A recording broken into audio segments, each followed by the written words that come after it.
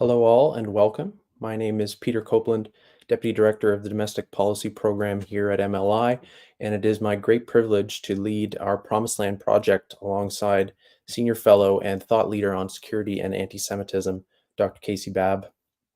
Today we gather to commemorate a day of profound sorrow and reflection, October 7th, 2023. On that tragic day, Israel faced an unthinkable act of terror that shattered the lives of countless Israelis and reverberated across the globe. More than just an attack on Israel's borders, it was an assault on the very essence of Western values and humanity itself, on the sanctity of life, the peace of families, and the fundamental human rights that bind us all. The brutality of that day still echoes as families continue to grieve and as hostages remain in captivity, their fate uncertain, their lives entwined with the ongoing struggle for justice. Unfortunately, today is not only a moment of pain for Israelis, but for Jews worldwide, whose sense of security has been shaken by the resurgence of antisemitism in the wake of these events. In Canada, we've witnessed the rise of hateful protests and the unsettling growth of radical ideologies that challenge the very fabric of our society. As Jewish communities feel the weight of intolerance, we must stand in solidarity against the forces that seek to divide us. To help us make sense of where we are and how we got here, our panel of distinguished experts will walk us through the complexities of this conflict. They'll explore the immediate and long-term impacts of the October 7th attacks, not only on Israel and the hostages still suffering in captivity, but also on the global Jewish community and Canadian society, where antisemitism and radicalism have reared their ugly heads in the wake of these events. Through their insights, we hope to shed light on how these events shape the broader geopolitical landscape, the rise of hate-fueled ideologies, and what this means for the broad future of Western societies. Our conversation today is not just about understanding the past, but looking forward to what comes next for Israel, the Jewish communities worldwide, and for all of us who are deeply invested in the defense of human rights, justice, and peace. Welcome. So I'd like to start by introducing our panelists. First, Sarah Teach, an international human rights lawyer based in Toronto. As the founder of Human Rights Action Group, Sarah advises numerous organizations on seeking justice and accountability for atrocity crimes and human rights abuses. Her impactful work has earned her multiple accolades, including being named one of Canada's top 25 most influential lawyers by Canadian Lawyers in 2024. Sarah, thanks for joining us. Thanks for having me. It really is a somber anniversary indeed, but I'm pleased, seems like the wrong word, but I'm pleased to be joining this webinar, and hopefully we'll have some insightful discussions. Great. Thanks, Sarah. Second, Alex Wilner. Dr. Wilner is an associate professor at the Norman Paterson School of International Affairs, Carleton University. Thanks for joining us, Alex. Thank you, Peter. Next up, Andrew Bennett. Reverend Dr. Andrew Bennett is Program Director for Faith Communities at Cardis and an ordained deacon in the Ukrainian Greek Catholic Church. Former Canadian Ambassador for Religious Freedom, he advocates for religious freedom and engages with faith communities across Canada. He's also a Senior Fellow at the Religious Freedom Institute and a columnist for the Catholic Register. Thanks for joining us, Father Andrew. Thanks very much, Peter. It's a pleasure to be here on this anniversary, and I look forward to having some good conversations, not only about the situation in the Middle East and its impact here at home, but also on the challenges of anti-Semitism here in Canada. Indeed. Dan Pudak. Dan specializes in Indigenous and Northern issues, advising communities, organizations, and the Government of Canada. He has served as Director of Policy to Canada's Minister of Crown Indigenous Relations, Senior Advisor to the Ontario Regional Chief, and Senior Policy Analyst for the Assembly of First Nations. Dan also volunteers on the boards of the Ottawa Arts Council and the Bess and Mo Greenberg Family Hillel Lodge. Thanks for joining us, Dan. Thanks, Peter. And last but certainly not least, Dr. Casey Babb, a Senior Fellow with MLI, who teaches terrorism and international security at the Norman Paterson School of International Affairs in Ottawa. He's an expert on anti-Semitism and Israeli national security. His research focuses on terrorism, cyber conflict, and emerging technologies in warfare, with publications in leading journals and media outlets like CNN and the Globe and Mail. Casey, thanks so much. Yeah, thanks for having me, Peter. Great. So you may be wondering why we have such a large panel here with us today, but I can assure you it is the complexity of this issue that really warrants it. We have so many of our experts here, of which there are yet many more, because it's just an issue not like others. It has different dimensions, both domestic and foreign policy, from national security to interfaith and ethnic dialogue, to protests, hate, and ideological extremism and radicalization at home and abroad. So without further ado, I'd just like to turn to each of our panelists for brief remarks on who you are and what you do and why you're here today. Let's start with Sarah. Sure. So my name is Sarah Teach. I'm a senior fellow at the Macdonald-Laurier Institute. I also co-founded a couple of years ago a charitable organization called Human Rights Action Group with David Matus. And, at Human Rights Action Group, we represent a wide variety of victim groups that have suffered mass atrocities and gross human rights violations. And of course, after October 7th, we started working on the atrocities committed by Hamas. So we have a few projects in the works about that. Very good. Thanks, Sarah. Alex? Yes. Good morning, everybody. Alex Wilner. I wear multiple hats. I'm a prof at Carleton, where I focus on international security, geopolitics, counterterrorism. I work quite a bit with the federal government as well, trying to assist in smarter policymaking and so forth.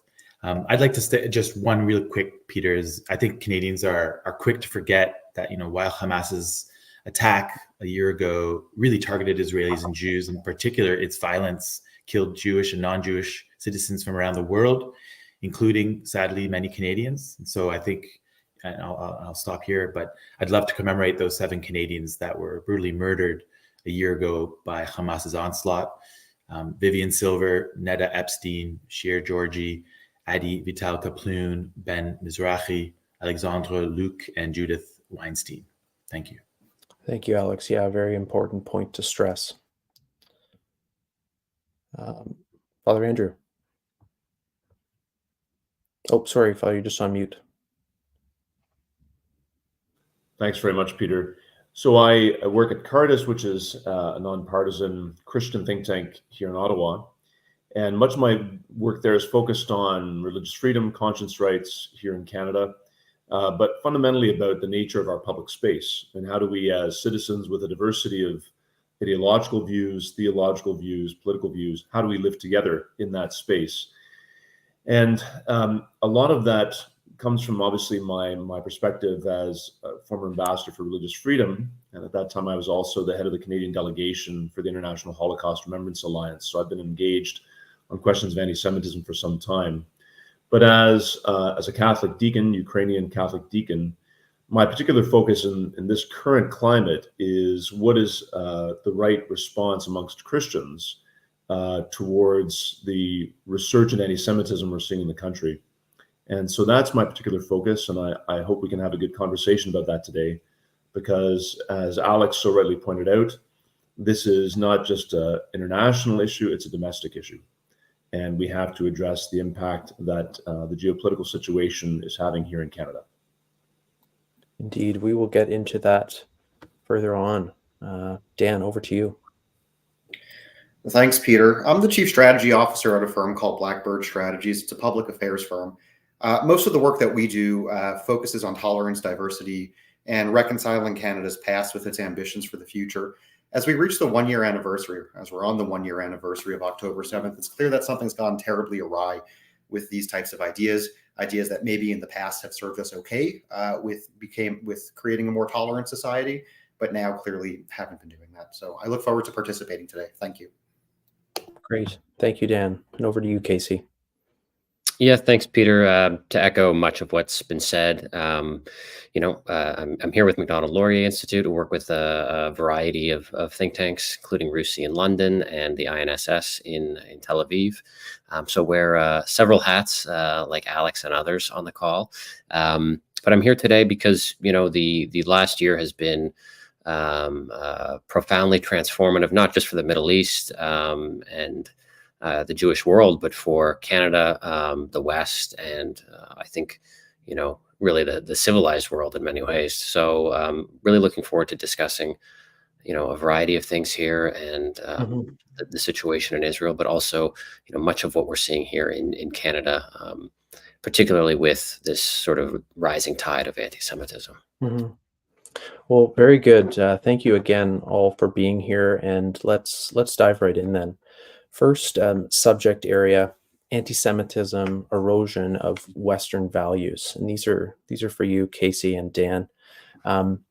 So this tragic reality of the post-October 7th world, it seems to signal a profound civilization shift. I mean, I think many didn't think we'd still be in this place a year later on, thought maybe this was, another instance in the kind of ongoing conflict in the Middle East that flares up from time to time, but then dies down. We've seen anti-Zionist rallies, Israel tent encampments, acts of violence against Jewish people. It's just becoming a almost daily feature of life in Western cities. And in the wake of the attack, we've seen not only an increase in Islamic extremism, but also a disturbing surge in anti-Semitism and anti-Western sentiment proliferate across the Western world. So let's focus first on Canada.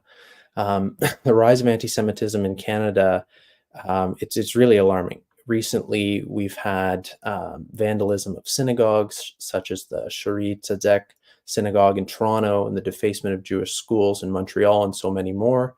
B'nai B'rith has reported a 47% increase in anti-Semitic hate crimes. So I want to ask you both, what measures should be taken to curb this growing wave of hatred against Jewish Canadians? And how can Canada balance free speech while ensuring the safety and dignity of its Jewish communities in this increasingly volatile environment? Casey, you're unmuted, so I'll start with you. Sure. I'll jump right in there. I mean, I think there's a variety of ways that we could approach this, and probably should approach this. I mean, the first and maybe the easiest, in my opinion, although others, in positions of power might argue that it's not quite as easy as I might think, would be, taking a much more firm stance, a much clearer stance on, signaling to communities, signaling to the country that, these acts that we've seen, these acts of hatred over the last year, are not acceptable and will not be tolerated. Unfortunately, we haven't seen nearly as many public statements from politicians, whether those are provincial politicians or federal or municipal, as we might want, or as I had expected a year ago. I think too many people are trying to sort of thread the needle here and please, sort of different constituents, different groups of people, as a means of sort of preserving their governments, their positions. And unfortunately, it's led to a terrible erosion here in the country in terms of, safety, security, and equality amongst citizens and communities. So I think making public statements and coming out and signaling to these individuals who are participating in these acts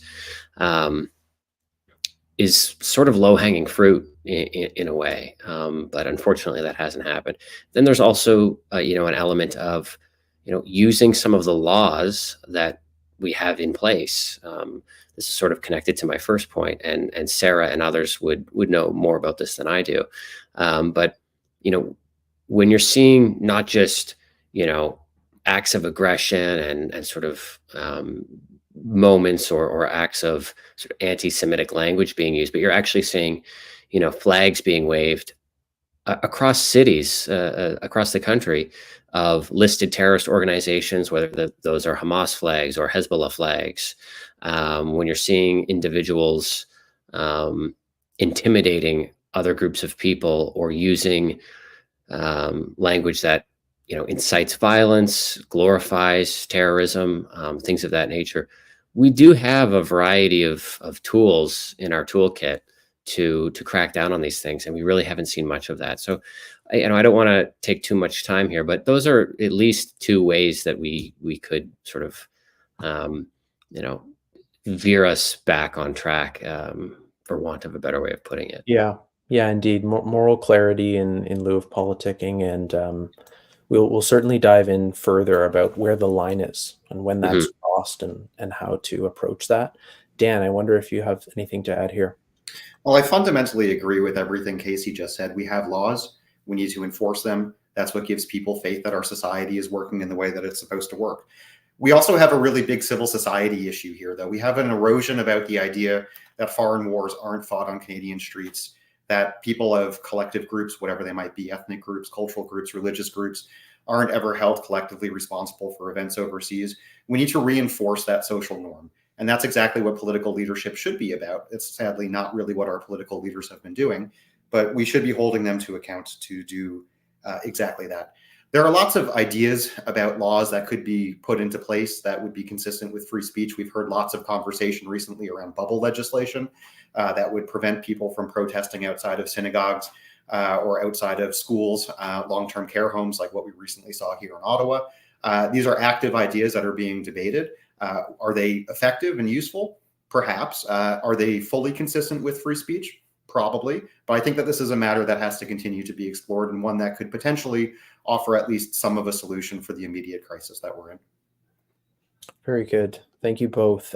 Let's shift now to one of the main locales in which these things have been occurring, university movements, and then some of the protests that we see downtown areas. Why do you think the anti-Israel movement has gained such significant traction among university students, particularly through student and campuses on campuses like McGill, UBC, and University of Toronto? Undoubtedly, protests are a crucial part of academic freedom, and then in other contexts, are fundamental rights. But many of these encampments have been associated with anti-Semitic chants and slogans that directly target Jewish students. So what societal or political factors are driving this surge in support for movements that often downplay the brutal actions of Hamas and other terrorist regimes behind the current situation, despite their record of profound human rights violations? And how do you think universities should address the tension between right to protest and the blurred line between free speech, hate speech? Maybe we'll start with you this time, Dan. Sure. So the term moral clarity came up before, and I feel like that's really integral to the conversation about universities. Too often we've seen hate speech allowed under the name of academic freedom, but academic freedom, that's about research and study and free inquiry. It's not about letting uninformed opinions go unchallenged, which unfortunately, in my opinion, is exactly what it is that we've been seeing. We've had lots of ideas come up through the university system. We know that the university system has moved into its own ideological echo chamber over time. I wrote a little bit about this in the National Post a few months ago. Ideas around settler colonialism, ideas that really have been meant to be transformative for society towards tolerance, but instead have elements of them that are incredibly illiberal, have resonated through campuses. We need to challenge these ideas. We obviously all want a world that's more tolerant, more diverse, more peaceful. Are the ideas that we're using right now to try and achieve those things actually achieving the results that they intend, or are they leading to problems like we're leading now? And I feel like that's a conversation that we should be encouraging universities to have, and making sure that they actively and rigorously challenge those ideas. Very good. Casey, anything to add to that? Yeah, I mean, Dan's right on there. And, a couple other things I want to mention. Universities have, for decades, had frankly, a problem with anti-Semitism. This isn't something that's necessarily new, although it has been certainly accelerated to what is clearly an unprecedented level over the last year. In part, this is related to the sort of evolution of Zionism as a sort of the next iteration of a problem that, if addressed, will make life better for individuals. And so, in the past, we've seen, student groups, professors, student-led organizations protest all kinds of things that, obviously warranted action. The war in Vietnam. It could be the civil rights movement. It could be sort of different types of economic inequalities. Progressively over time, and rather insidiously, the Jewish question, Zionism, Israel, collectively has emerged as this next sort of symbol of oppression, of the oppressed versus the oppressor, of injustice. And again, sort of to what Dan was talking about, these ideas that have, unfortunately plagued academia for many decades, imperialism, colonialism.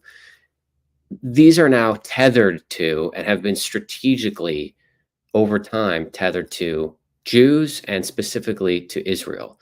And so we're now in a situation where, this level of anti-Semitism and hostility has been completely normalized, because it is now the latest version of, if this can be addressed, the world will be better. And Jews have found themselves in that situation for many, many decades, about hundreds of years, frankly.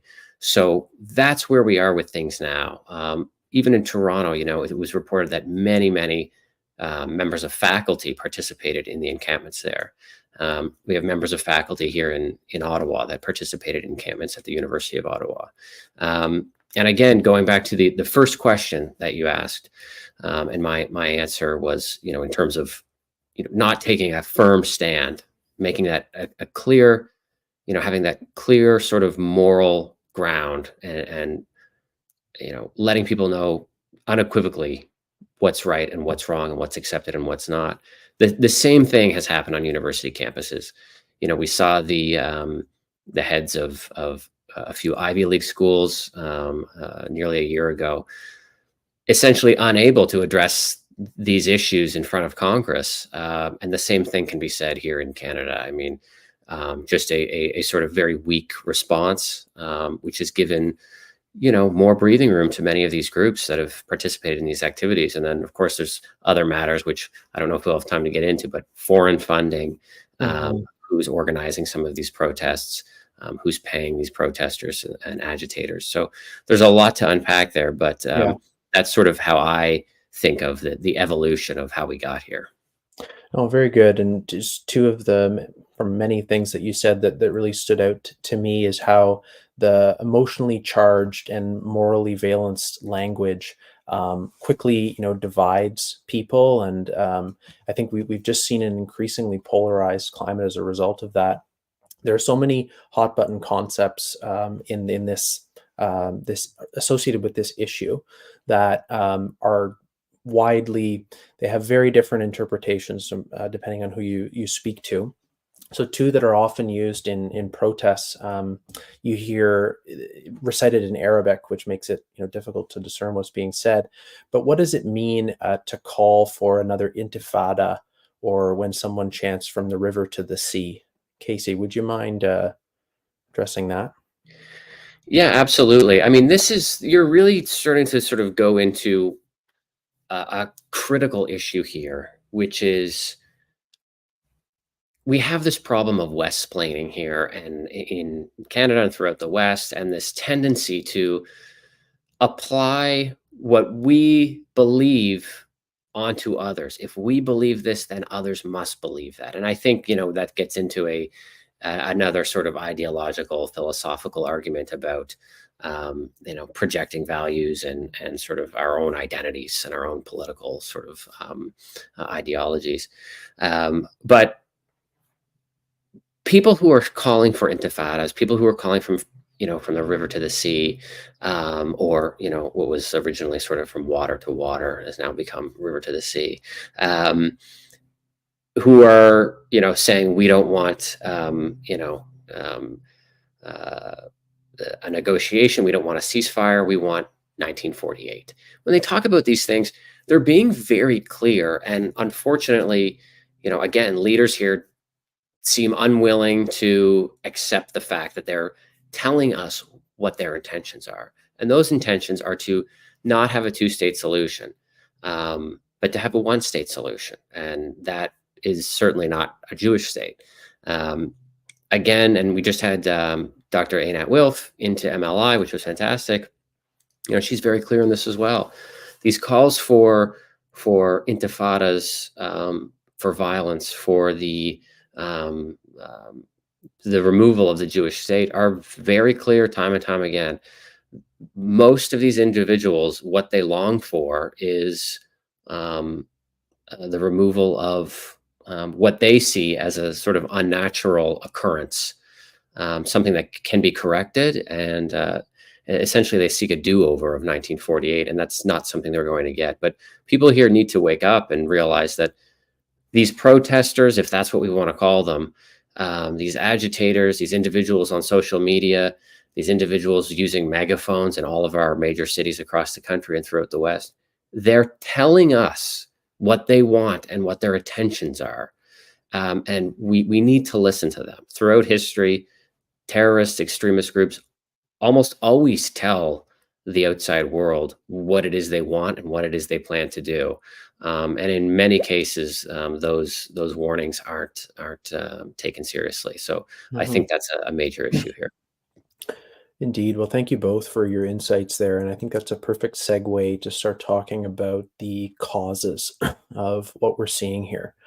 So Alex, you're an expert in intelligence, terrorism, and radicalization. And one of the things we see abroad and also exported to us here in Canada is a rise of radical Islam. From Canada and US and across Europe, the threat posed by this radical ideology is growing at an alarming pace, targeting the very foundations of our society. How does the rise in Islamic radicalism, both globally and within Canada, challenge national security and public discourse? Yeah, thanks, Peter. Radicalism of all stripes is a danger to democratic discourse, public unity, and then ultimately national security. So let's take those apart, right? From a perspective of democracy, it creates maximalist, winner-takes-all kind of arguments against which rational discourse, based on democratic principles and premise of compromise, becomes impossible. So radical Islamist ideology is an issue just from a perspective of democratic practice. There's also, I would say, in the Islamist interpretations of ideology, it's based on some certain interpretations of religious doctrine. So that makes adherence to it a deeply personal and sometimes immutable characteristic. And all of this then undermines democratic conversations and practice, etc. From a social unity perspective, radicalism divides us. It creates a us versus them mentality in which adherence to the ideology itself becomes the litmus test for personal relationships. And public disunity, I would say, is a challenge to democracy as well, right? And then finally, radicalism can and certainly has led to the formation of violent organizations, terrorist organizations, movements, and groups. I think it's worth repeating some of the recent history. We've lived through, I would say, 20 years of Sunni Islamist violence. And within that period, there have been distinctive waves of terrorism, political mayhem, and I would say periods of utter chaos. Al-Qaeda's rise in the 90s, culminating in 9/11, which rewrote the ways in which Western societies interpret and counter transnational terrorism. The wars in Afghanistan and Iraq that followed displaced Al-Qaeda to a certain degree, especially from its core base, but also led to its ad hoc expansion across the Middle East, parts of North Africa, Asia, etc. Al-Qaeda's ultimate defeat was short-lived because the movement morphed, I would say, into ISIS, ushering a new, wave of even a decade of misery in the Middle East, the takeover of large parts of Syria, Iraq, and elsewhere in this so-called caliphate, and years of brutal nihilistic violence between Muslims and between Arabs themselves. And then that saw the rise, this is important for us here in Canada, that period saw the rise of self-starter, sometimes called lone wolf terrorism, in which individuals from across the globe joined ISIS and contributed to attacks not only in the region in the Middle East, but also in the West. And I think the high watermark would have been in the 2014, 2018 period with attacks in Belgium, Paris, and elsewhere, England, etc. ISIS was defeated recently. And I think now we're potentially on the cusp of a new wave of Islamist violence. I think in a nutshell then, right, radical ideologies of all stripes are a challenge to democracy, to unity, to public safety. And if they're left unchecked, I think they usher in a brutal and lasting kind of violence, both here in Canada, but in other societies as well.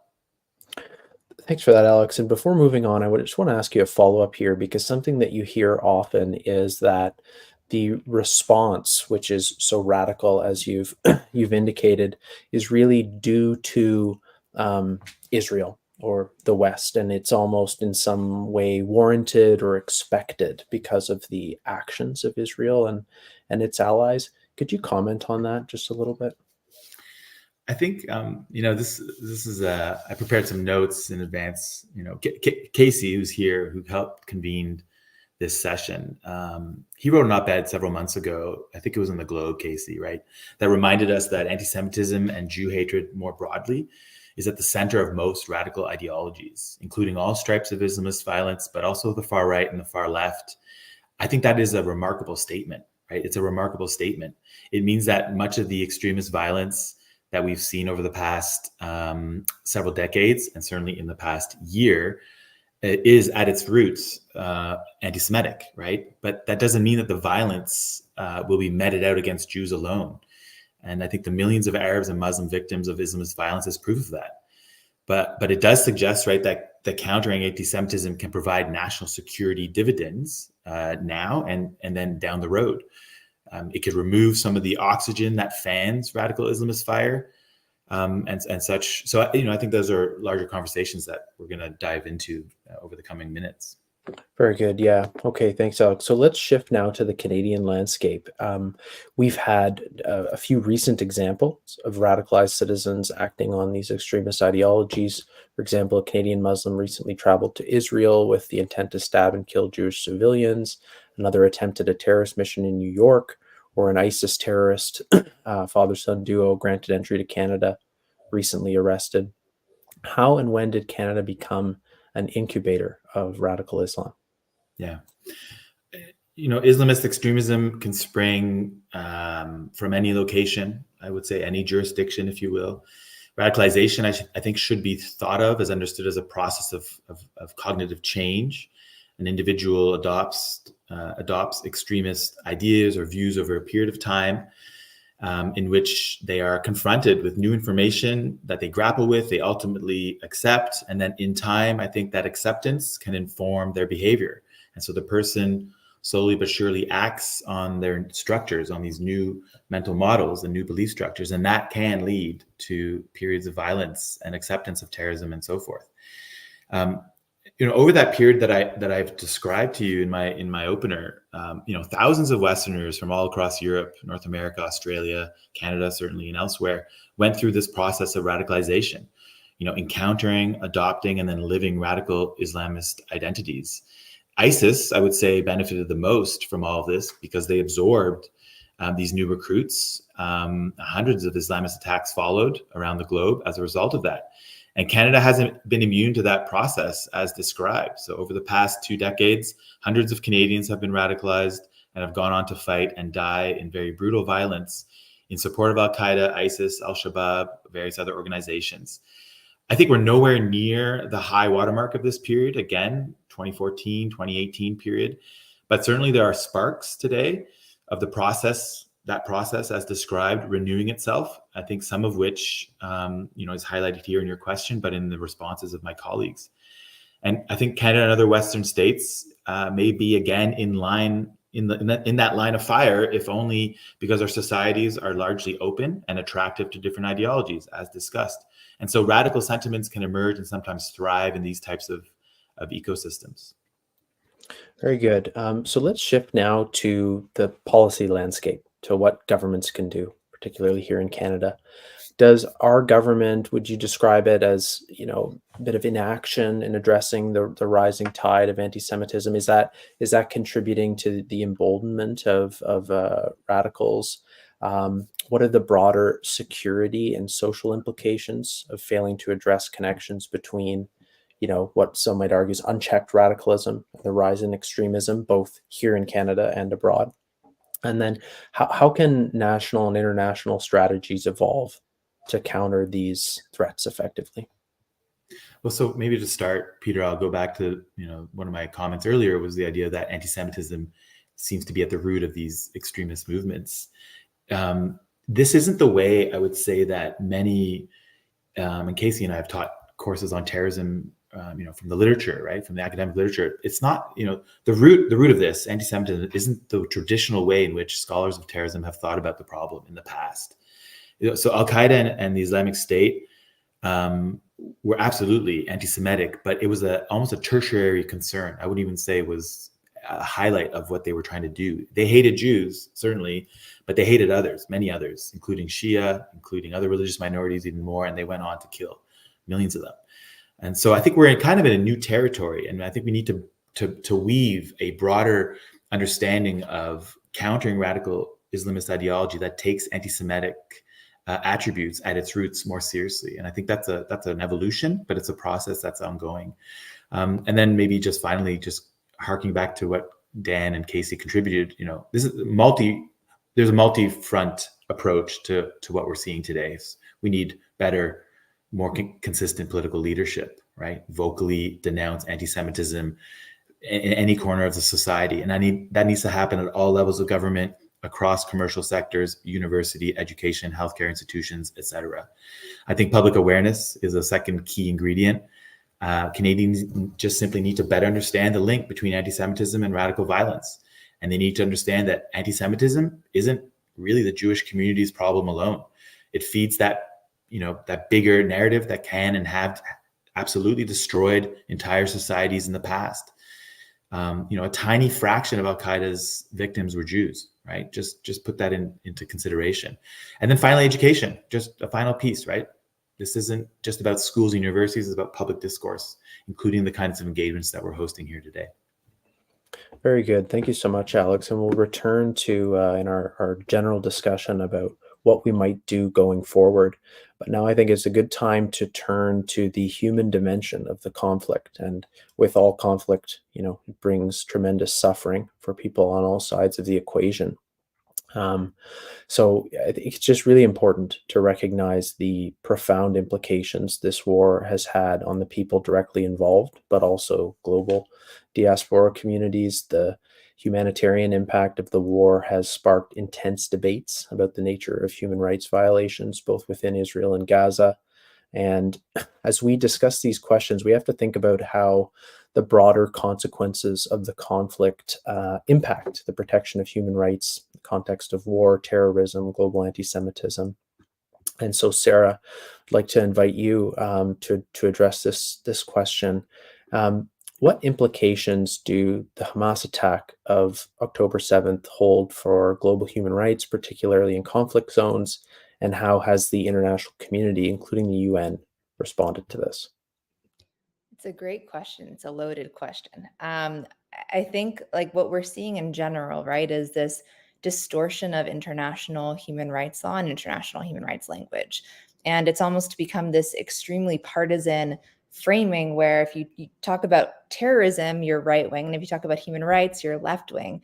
But really, this is the same side. It's two different sides of the same coin, right? I mean, you have, as we talked about, Al-Qaeda committing, mass atrocities. Hamas also commits mass atrocities. So you have human rights violations committed by terrorist groups, and it's all meshed together. But then you have, students, like we talked about the protests already, calling for Intifada, river to the sea, which in my opinion, could probably be criminally prosecuted or charged under the advocating or promoting genocide, because isn't that a call for genocide? And I say that sort of, without having done a fulsome legal analysis, but it strikes me that all this language is highly relevant, to each other, but we're this distortion where the victims are named the perpetrators and perpetrators are named victims. And frankly, it's just all a mess. So I don't know if that's a good way to start the conversation, but it's a very, very big topic. Yeah, no, indeed. And so, well, let's just build on that. So in the context of these attacks, I mentioned the UN in my first question. How did the UN respond? And was it reassessing the framework for protecting human rights during armed conflict? Is this changing policy, or is it just kind of this politicized response? maybe you could speak a little bit more about the UN response here. Sure. I mean, the UN was very slow to respond, and we eventually had Pramila Patten, the UN expert on sexual violence and conflict, come out with a report. But it took a very long time, and it was quite limited in the sense that it was only really talking about sexual violence. It wasn't talking about Hamas targeting civilian areas. So it's, there was a muted, delayed response is sort of how I would characterize it. And then in terms of, is this changing the international law on the topic? I think the answer is no, but it is changing, or it has changed what people think is international laws of armed conflict. So, I wrote about this months ago with Brian Cox, who's an expert on laws of armed conflict. And, I think what we're seeing basically is this misunderstanding of international law, whereby folks think that when there's a very high civilian death count, or let's not even say very high, when there's a high civilian death count, numbers I realize are disputed, then that people think that that automatically means that there are breaches of the laws of armed conflict. And that's really just not true. There's basically two bodies of law on this. There's the body of law that governs whether it's legal to initiate a war or to use force. And then there's the body of law that governs whether specific attacks are contrary to international law. And that body of law, that second one I mentioned, is really about do the anticipated military advantages outweigh, and I'm not using this language super precisely, but does it outweigh the anticipated civilian death toll? So that body of law is very hard to analyze as an outsider, as someone not in the military rooms, because how do we know what kind of anticipated military advantages, and how do we know the civilian casualties? It's all about anticipated, right? So it's very complicated. And then you have the first body of law, which governs whether or not you can use force in the first place. Well, in this case, when it was Israel defending against an attack by Hamas and they were continuing to shoot rockets and continuing to hold hostages, to me, that's a very easy scenario where, of course, they're allowed to respond. And we saw, world leaders at the time, basically say that. No one was saying Israel doesn't have a right to respond. They were saying that, and I guess they're saying now that the way that Israel is responding is contrary to the laws of armed conflict, but then they're using that first body of law instead of the second. So there's a lot of misunderstanding in this area. It's very complicated. Mm-hmm. No, but that nuance, I think, is certainly lost on many. And so thank you for drawing that out for us. Continuing on the topic of the UN, UNRWA has been in some hot water over the past years for evidence of members' involvement in terror activities. Israel's alleged that at least 12 of their members were directly involved in Hamas's October 7th atrocities, and another 30 facilitated in assisting the crimes. And as much upwards of 12% of the staff in Gaza are affiliated with terror organizations. Do you care to comment on this, and how has this organization kind of shifted in its values over time? Well, I think, there have been civil society orgs raising the alarm about UNRWA for a long time. Hillel Neuer at UN Watch has done incredible work on this. So I think for anyone who's been working in the space, it wasn't really a surprise, frankly. And I think there are also systemic issues that we have to talk about with UNRWA in terms of, the definition they use for what's a Palestinian refugee being very different than the definition that's used for all other refugee groups in the world.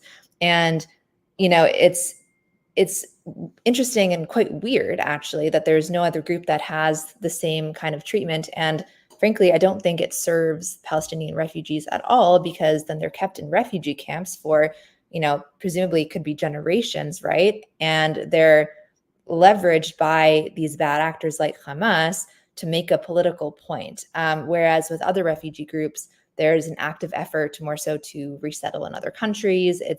The treatment is different, and I think better for the refugee group. So that's sort of, if we take a step back, it's not just UNRWA's involvement in terrorism and in October 7th, but the whole raison d'etre of that UN body is suspect, and I don't think in anyone's best interest except for Hamas.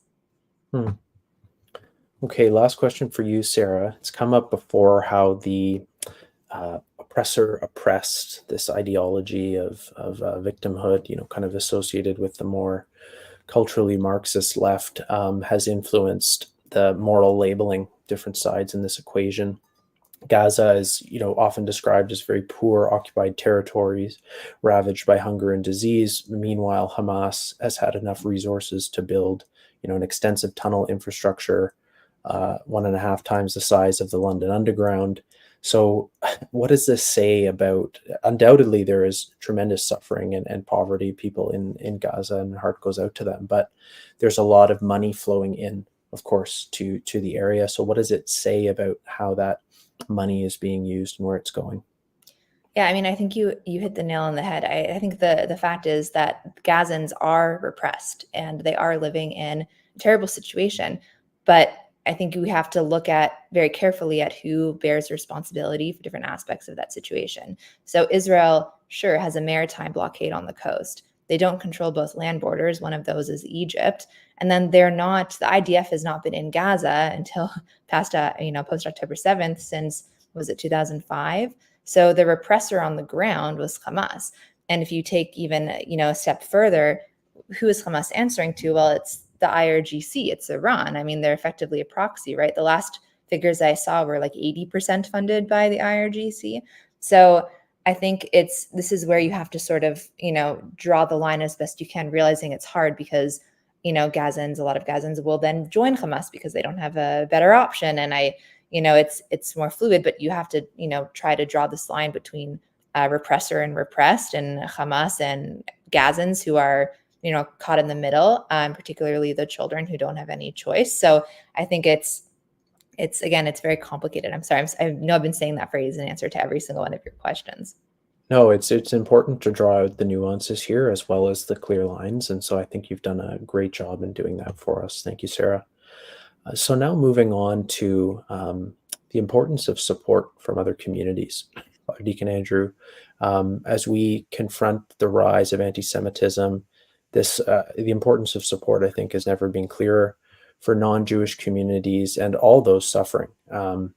Standing with people on this about combating hatred. It's about recognizing our shared humanity and safeguarding the values we all hold dear. Anti-Semitism and extremism, it really threatens the fabric of our society, of any society. And interfaith solidarity can help build a united front against it. So my question for you, the importance of this support in combating anti-hate, the historical evidence for it can't be overstated. Yet I think it's fair to say, perhaps myself included, looking back, we didn't see enough people rising up and speaking out against this rising tide of anti-Semitism. So I want to ask you, what do you think is holding people back? Well, thanks very much, Peter. And again, I think the key word here is solidarity. We have to be in solidarity with one another as citizens, but at a much more fundamental level as human persons. We're all human persons with struggles and joys and so forth. And we have to recognize that at a very fundamental level if we're going to be able to live with one another. So I think the challenge that we face, and I'm going to sort of frame my comments by what's going on in Canada, is the question we have to ask ourselves is what happens when pluralism becomes moral relativism? When any view, no matter how false, is to be treated as credible and on equal footing with what is good and true. And truth is an objective reality, not subjective opinion. And so, as citizens, we have a right to freedom of expression, freedom of religion, freedom of association, and so forth.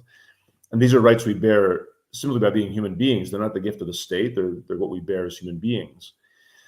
Which means that we do not have a right to advance things that are destructive of our humanity or denials of our humanity as citizens. So there's a particular responsibility that goes with those freedoms. So I'm doing this to kind of frame, your question a little bit. As citizens, we don't have a right to advance hatred as if it was just another political or philosophical position. Instead, we have a responsibility to uphold human dignity for all citizens and to defend those who are subject to public and often violent vilification, as we're seeing with our Jewish fellow citizens on the streets of this country, on our campuses, in the media, social media. So right now, we have this responsibility to stand with all human beings when they face vilification publicly. But right now, we have a duty to stand with our fellow citizens of the Jewish faith in this country and to condemn in no uncertain terms, without equivocation, this rise in anti-Semitism. So again, I want to be very clear on this, that we can hold opinions, we're free to hold opinions, and we can also recognize that we can hold wrong opinions that are not just incorrect in terms of a lack of information that we might have at our disposal, but wrong opinions that are morally and ethically abhorrent. And so there must be reasonable limits on freedom of expression. And I think, the present context, openly espousing the death of Jews on the streets of this country and in other Western countries, and inciting others to hate Jews as if it's just a political position or an ideological position that's framed by the current geopolitical reality, that is beyond the limits of free expression. Hatred of Jews is universally and objectively wrong. Yeah, it really strikes me about your response, Brother Andrew, the importance of objectivity and where our values must come from, which is an objective understanding of human nature, as you would say, and we would say in the Catholic tradition, the image and likeness of God, and how, unfortunately, the dark side of excessive, or you could say false tolerance and pluralism, right? And people have to draw lines and be unafraid of, making sound moral judgments about what needs to be said and what's really going on here. So thank you for that. I want to turn now to your current work. So you were the Canadian Ambassador to Religious Freedom between 2013 to 16 and are the architect of the Canadian Christian Declaration on Antisemitism. Can you tell us a little bit more about the Canadian Christian Declaration on Antisemitism, what prompted its drafting, and what you hope for it to achieve? Thanks for that. And I think this is a great opportunity to talk about this particular initiative, this declaration, because what it recognizes is that we have to ground all of our interactions as citizens in that human dignity that I just referred to. And so Canadian Jews, our neighbors, colleagues, classmates, and friends are being targeted. And so all Canadians of goodwill have a moral duty. So this is a moral issue. They have a moral duty to stand against anti-Semitism for the sake of our common life, so that we can live with one another. But as a cleric, a Catholic cleric, as a deacon, and as a Christian, Christians and Christian leaders have a particular duty in this regard because of our close relationship to the Jewish people. As Christians, we understand that we have been, as Gentiles, we've been grafted onto the tree of Israel. And so we have that particular understanding because of who Jesus Christ is. And so the goal of the declaration is to bring Christian leaders together, clergy, but also lay people, to take a stand. And the declaration is specifically worded in a theological way. We recognize the geopolitics, can't separate that from what's going on, but we want to focus on the theological imperative and the theological links that we have with the Jewish people. And so that's what the declaration is seeking to do. And the goal is to have as many Christian leaders sign on to this by October 25th, which is the end of the Jewish festival of Simchat Torah, which is the religious anniversary of the October 7th attacks. And what we're standing for here is not just the anti-Semitism that we're seeing on our streets, the violent anti-Semitism on our campuses, but about the anti-Semitism that has been growing in this country over the last 4 years, well before the October 7th attacks. We're seeing, according to StatsCan and the hate crimes data that comes in from Canadian police forces, a steady rise in anti-Semitic hate crimes. And so this is about standing up against that as well, and also standing up against silence. And those of our fellow citizens, including many Christians, who have not been speaking out against anti-Semitism in this country. So the declaration is an attempt to rally people around defense of our neighbors, Jewish Canadians. This doesn't mean that we can't stand also in solidarity with Palestinian Christians and Middle Eastern Christians, I know a number of Christian leaders are concerned that if they sign the declaration, they're somehow against Palestinian Christians. There's two different things. We can be in solidarity with Palestinian Christians who are caught in the middle, but also with our fellow citizens here in Canada. It's hard to have any impact in the Middle East when you're sitting, in a pew in a Canadian church, but you can have an impact in your local community. And so that's what we're calling people to do. Very good. I look forward to seeing that unfold. Last question for you, Father Andrew, before we move to our general discussion. How can what you're proposing here help turn the tide of anti-Semitism? We see a lot of social media activism, and I think we have to recognize an important distinction be made between performative and authentic support. How would you contrast genuine support with a common term used here, allyship? What are some concrete and practical steps that all of our listeners here today can take to stand against the hateful rhetoric directed at Jewish people in a way that is truthful and impactful? Yeah, I mean, the term allyship is highly problematic. It tends to have certain woke progressive connotations, but I think the term solidarity is much more understandable, and it's something that all people can participate in. We had an event recently at Cardis, just after the October 7th attacks last year. Was in early December, when we had a Jewish rabbi come to meet with 20 of our Christian young professionals that we work with. And before he began to speak, I asked these 20 young professionals between the ages of 25 and 40, how many of them had Jews as friends? And these were all Christians. And only a couple of hands went up. How many of you have ever been to a synagogue? One hand. How many of you have been to a Seder or some other ritual that marks out the Jewish year or Jewish lives? Two hands. So if Christians don't even know their fellow Jewish citizens, that's the first place we have to start, is to bring Christians and by extension, all Canadians into regular contact with the Jewish community. And that can happen at a very, very local level. And so the goal of, for example, the declaration is not just words. Words are important. Words stand for something. They're not empty. But then action has to follow. And so it's not enough just to sign on to the declaration, but what we want to do is then bring together a group of Christian leaders and Jewish leaders together in a summit where they will meet with one another. And then the Christian leaders with their congregations will commit to being in partnership with a local Jewish congregation for the period of at least 1 year, and to find ways to be in contact with one another. Clergy, women's groups, young people, young adults, professionals, to meet with one another, to be in contact with one another, to find opportunities, praying the Psalms together, whatever it might be. And so I think when you were in a relationship with someone who maybe you didn't understand before, please God, you didn't hate them, but maybe you just didn't understand them. So once you're in contact with them, it's very hard to be opposed to them or to denigrate them or what have you.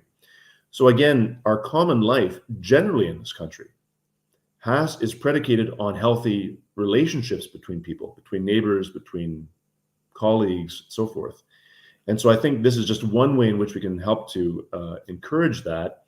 And so again, it comes back to that idea of responsibility. We have a responsibility to be in solidarity with one another as citizens. And right now, in particular, with our fellow citizens of the Jewish faith.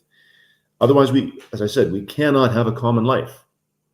We cannot be good neighbors, good citizens, so forth. So that I think is incumbent upon every Canadian to try and make an effort in that regard.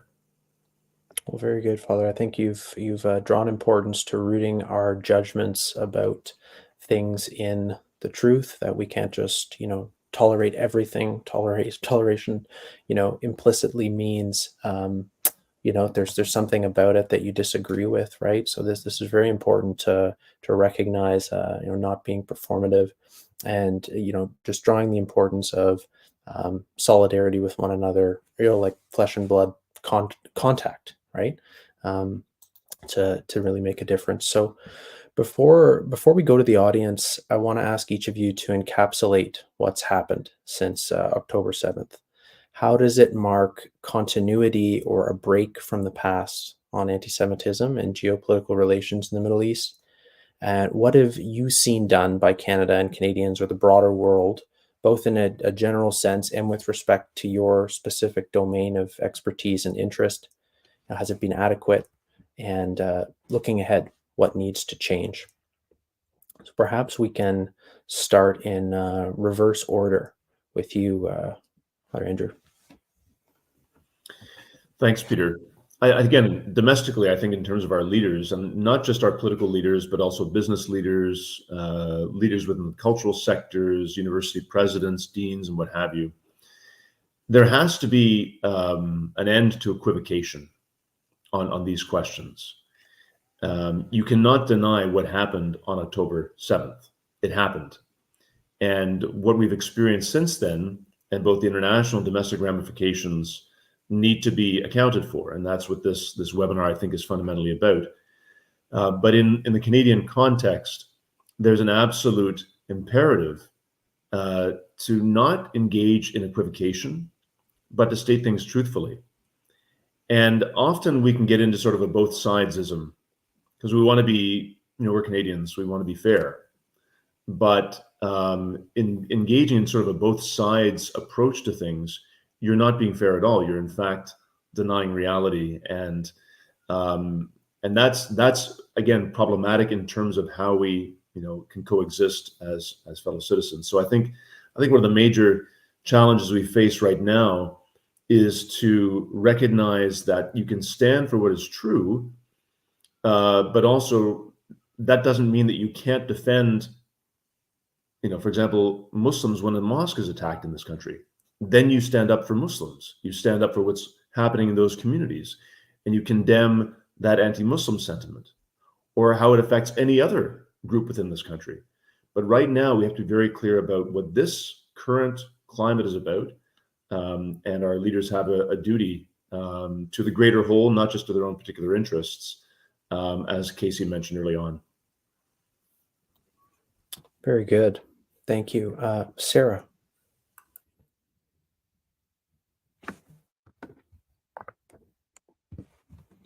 You're just muted, Sarah. Do you have a response to that question? I'm sorry, can you repeat the question? Sure. Yeah, it's just generally looking back since October 7th. Does it mark a break or continuity from the past? And how have you seen the response in Canada and internationally within your area? How would you characterize it, and what needs to change going forward? Yeah, I mean, I think sort of what I said earlier about the politicization and sort of splitting of these two worlds of narrative, right? Where the right wing, so to speak, uses the terms like terrorism, the left wing uses the terms like atrocities, but really we're talking about both all of the time. I think that's gotten worse. And then beyond that, there seems to be a lack of will on the part of law enforcement to take serious action against individuals who are advocating for crimes against Jewish people. So whether that's because there are gaps in the laws or it's political will coming down and influencing policing and law enforcement, my hunch is it's probably both.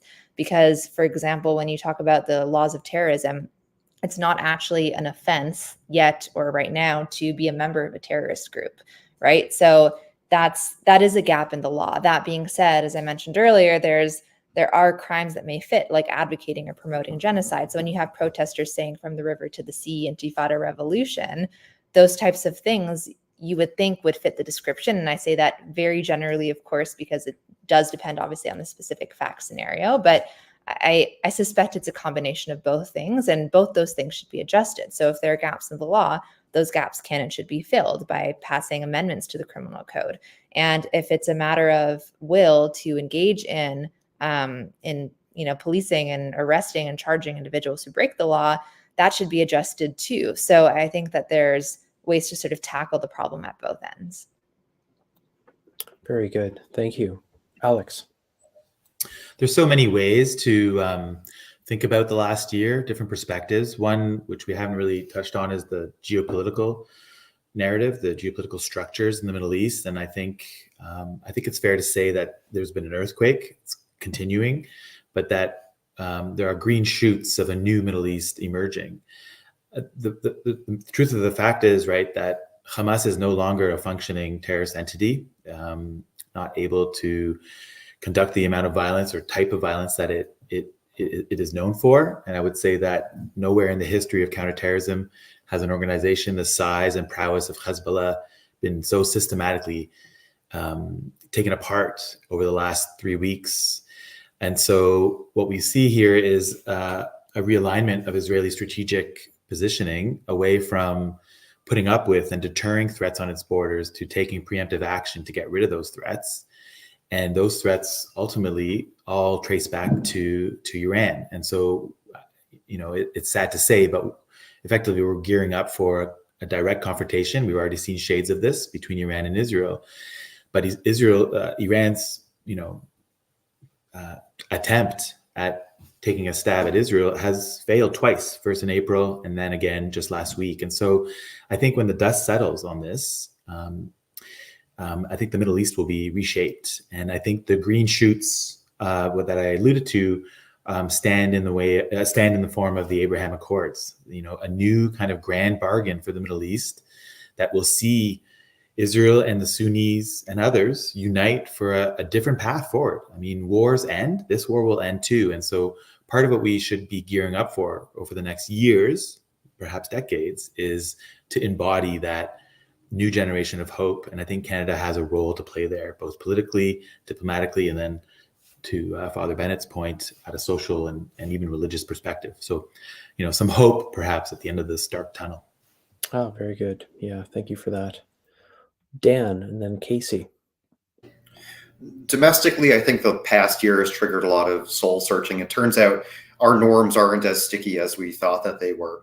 If we can undo our norms in order to marginalize Zionism, which, let's be clear, means marginalizing most Jews, then our commitment to diversity, multiculturalism, and pluralism, it's at risk. And if we can do it with the Jewish population here in Canada, it begs the question, who's next? And some of these norms that we thought were really sticky, that it turns out weren't so sticky, are things like enforcement of laws. It's things like commitment to the truth. It's things like associating a political cost with hatred. So I think that we have to think through what this means for the future. What does it really mean to be Canadian if in the past year, Jew hatred was allowed to rise so much? And how is it that we fix that for the future so that not only do we address anti-Semitism now, but we're able to recreate and reinforce those norms to make the tolerant, diverse society that we want. Thank you, Dan. Peter, I see this to your question. I'm going to try to answer it as directly as I can, because I tend to go on tangents. For me, this last year has been both a period of continuity and a break from the past. A period of continuity in terms of what I have seen the last year, and even in the last few days, with celebrations throughout Canada's largest cities of what happened on October 7th. What I have seen the last year, for me now, is the next phase of the war on terror. Oftentimes people think about the war on terror as something that had a beginning and an end, and it's over now, and they have different points on where it started and where it ended. For me, it is still going on, and we are now into the next sort of chapter of that. There have been at least 8 terrorism-related incidents in Canada or which involved Canadians over the last 11 months. And I think we are really entering into an unprecedented space for extremism and fanaticism and terrorism. And I expect things are going to get worse before they get better. In terms of what is a break from the past is how our leaders are responding to these threats and to this threat environment. They are now indulging the arguments of individuals who are not only sort of intolerant, but who have no interest in coexisting with Jews or Christians or other religious groups or other minorities. in a sense, the threat actors are carrying on their path, but the individuals and entities and organizations and the system, which is supposed to protect us and confront those forces, is now taking a very soft, very gray approach to improving the situation and giving individuals, not just Jews, but all other groups, a sense of safety and security. And so in that way, there's continuity, but there's also we're at an inflection point now where things also seem quite different. So I'll stop there, but looking forward to talking more about some of what Alex brought up, and Andrew and others.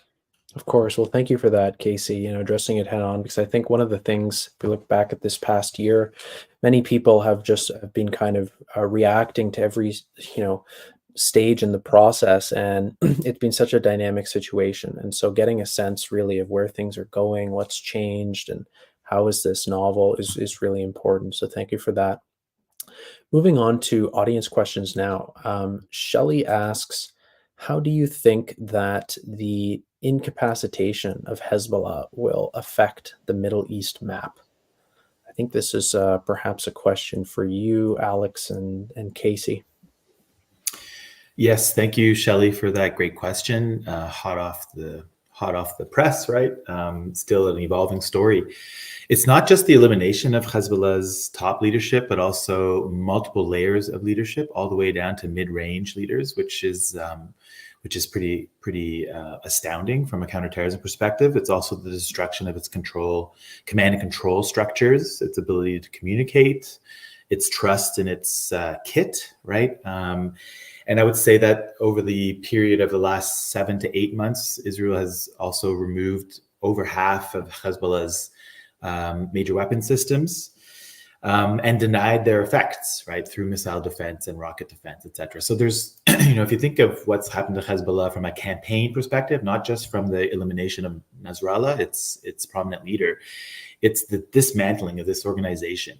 And maybe it's hard for many Canadians to realize, but Hezbollah is or was the A-list of terrorist organizations, right? It was up there with Al-Qaeda and ISIS in terms of state sponsorship, its footprint, its ability to manipulate large communities, to gain support from diverse communities, its occupation of various lands from Syria to Lebanon, its battle-hardened fighters who helped the Assad regime survive, etc. Right? So this isn't just some smaller terrorist organization; it's a major organization, and its removal has put a death knell, I think, in Iran's strategic position, which was to basically encircle Israel, to provide a pincer move through the use of proxies to deter Israel from attacking Iran. But there is no deterrent left. Hezbollah, I don't think, will be able to muster the kind of force that Iran requires of it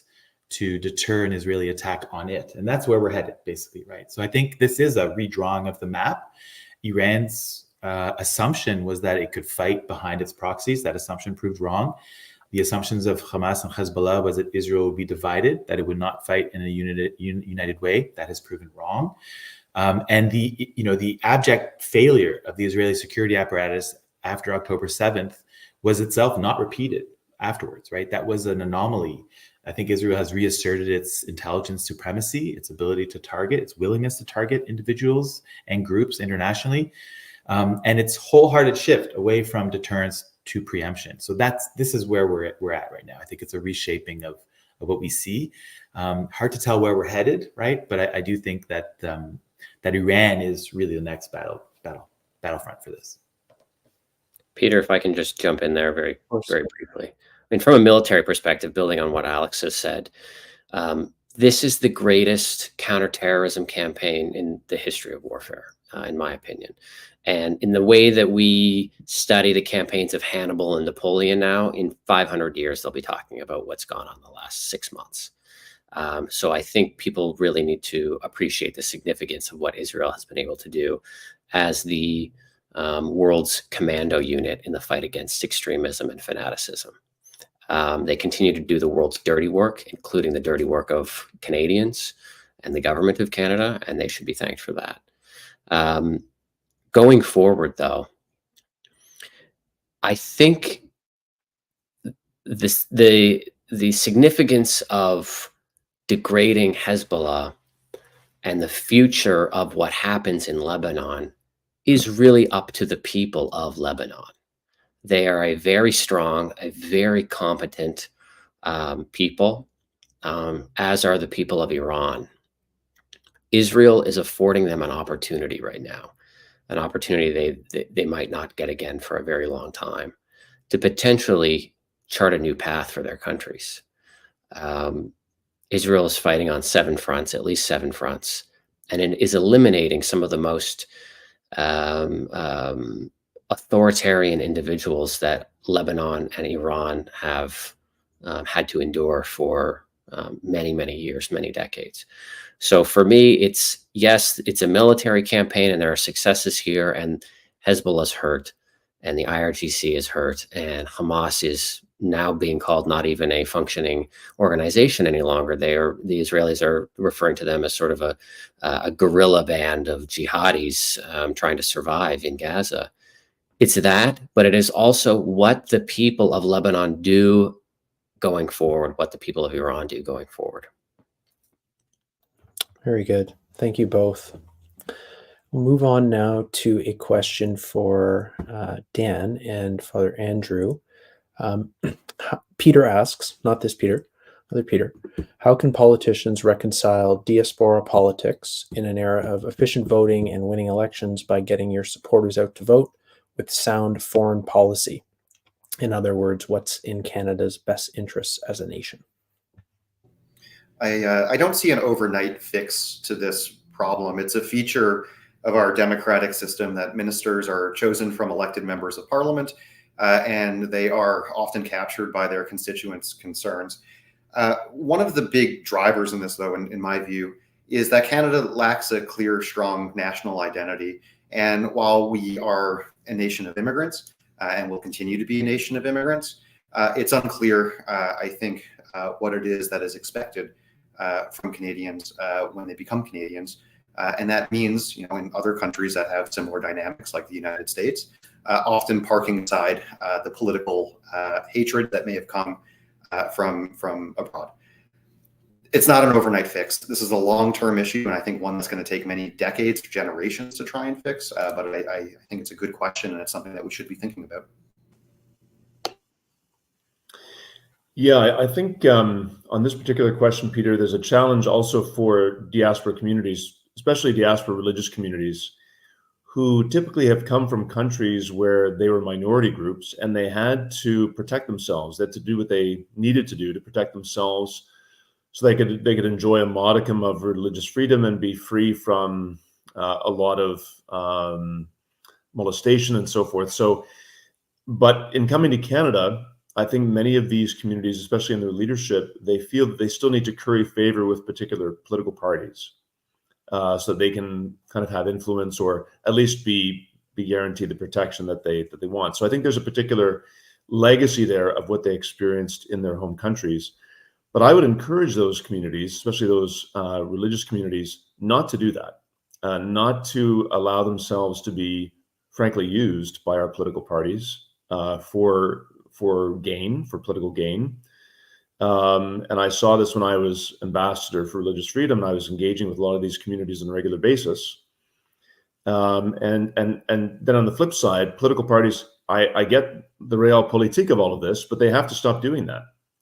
And they have to be at least driven by some semblance of morality to recognize that they should be probably working not only in this country's best interest when it comes to foreign policy, but what is in this country's best interest, to Dan's point, to build a coherent national identity that all people can be a part of, and not to use the divide and conquer approach that all political parties have been using in this country for far too long. So I think that's going to require a very high degree of discipline. I'm not convinced it's going to happen overnight, to Dan's point also, but I think we have to hold our political parties to a very high standard in terms of how they engage in this way. Very Very good. Thank you for that. Now a question for you, Sarah. Maureen asks, the Holocaust, 9/11, and October 7th are all followed by "We'll never forget." So how can we ensure that this actually happens this time around? A second follow-up, she notes, can we please include victims of terrorism support in the conversation? Terrorists have rights, but there's an imbalance with the rights of Canadian victims. Great question. And she's quite right. There is an imbalance. I will say we have gotten better over time with each atrocity that happens at tweaking our laws and bringing that imbalance a little bit back into balance. So, for example, although I will say we've done a poor job at making that retrospective. So, for example, there's the Canadians Victimized Abroad Fund, which can cover cross-border victims of terror and give them some compensation. But that doesn't apply before a certain year. I forget which one. I think it was, in any case, it was after 9/11. So victims of terrorism from 9/11 are still not able to get compensation through this fund. Victims of October 7th may be able to get compensation through this fund. So we are going in the right direction, but certainly she's exactly right that there's a lot more that needs to be done. And in the future, when we fill gaps, like, perhaps some of the gaps I flagged earlier about membership in a terrorist group and so on, it's some of these gaps should be made ideally, retrospective, so that it goes back in time, so that it protects, so that we don't only learn from gaps that have previously existed, but that it goes back in time and protects Canadians victimized in previous acts of terror. Okay, very good. Thank you, Sarah. So last two questions here. Open the floor to whoever wants to take them. Simon asks, why does Canadian media, especially the Globe and Mail and CBC, present in detail any damage to civilians that is alleged to occur in Gaza or Lebanon and ignore damage to civilians in Israel inflicted by Hezbollah or Hamas?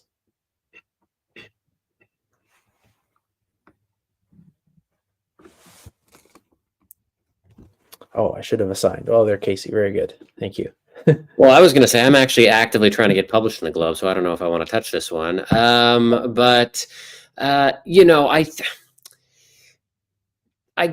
think a lot of these outlets, whether it's the CBC or the Globe or what have you, part of their issue is I feel like they try to talk out of both sides of their mouth. They want to please everybody. Not some of the loudest voices in the country right now, it seems like it's a loud minority, not only sort of justifying what happened on October 7th, but really embracing it and calling for more of it. That affects people, that affects organizations, it affects people consciously and subconsciously. And a lot of this, as I said, earlier on in the conversation, has evolved over time to become sort of a center left issue. And those sympathies are there. And so they are, they make their way into our biggest outlets and news networks. Thank you, Casey. Okay, last question here from Timothy. Timothy asks, what part is Canada's public education system playing in politicizing major world events and crises and skewing public opinion to the left of center end of the political spectrum?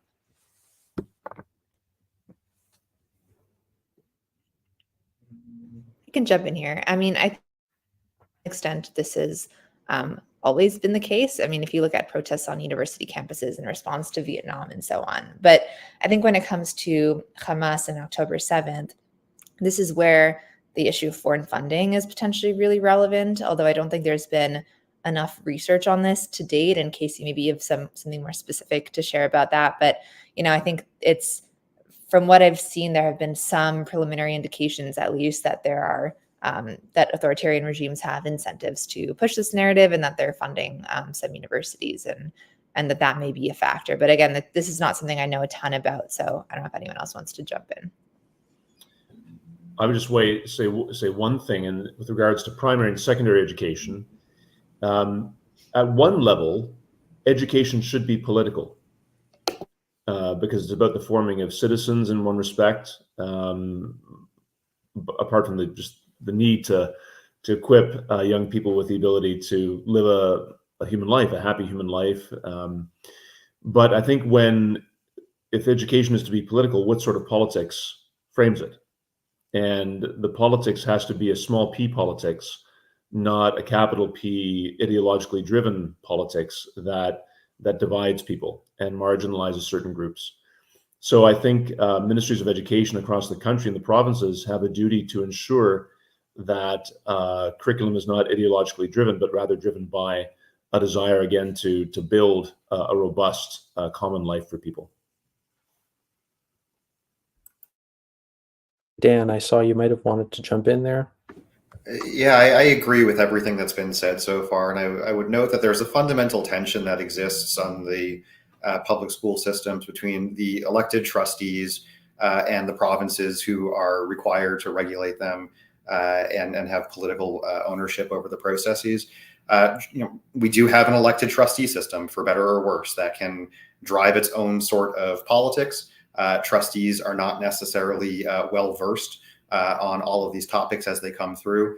And I guess I would put it out there in general as a reminder to folks that you can talk to trustees. If you are unhappy with the politics that are out there, you can engage with them as elected officials, and you can try and teach them to do better and teach them the facts of what's actually happening.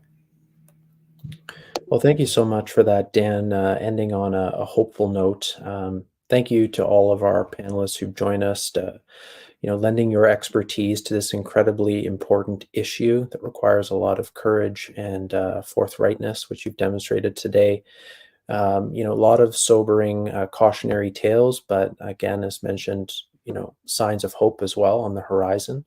So I want to thank you. We've had over 1,000 people viewing here today, so I hope this message gets out to many.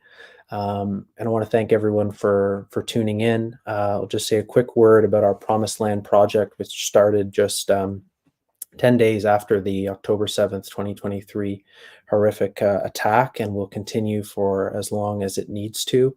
It is focused on anti-Semitism at home and abroad, understanding the Middle East, countering radicalization and extremism, and fostering that respectful dialogue between different groups.